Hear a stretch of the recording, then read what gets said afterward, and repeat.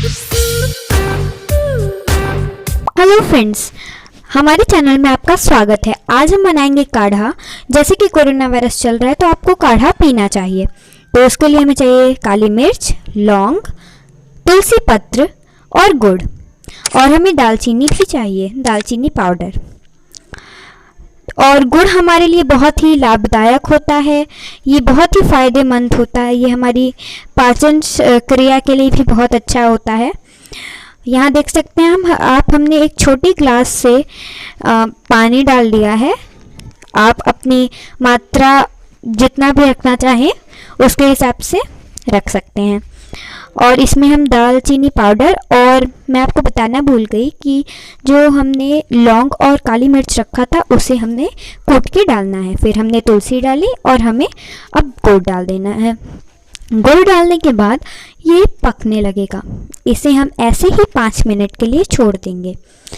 इस काढ़े को पीने से आपकी इम्यूनिटी बूस्ट होती है और बच्चों को ये बहुत पसंद आएगा। और इसमें हमने चीनी नहीं डालना है, हमको इसमें चीनी नहीं डालना है हमें इसमें, क्योंकि हमने इसमें गुड़ डाल दिया है पहले से ही। इसका टेस्ट बहुत लाजवाब होता है, बच्चों को बहुत पसंद है। तो और हमें क्या चाहिए, बच्चे पी लेंगे, इम्यूनिटी बूस्ट हो जाएगी। और उसके बाद फिर आप देख सकते हैं ये खौलने लगा है।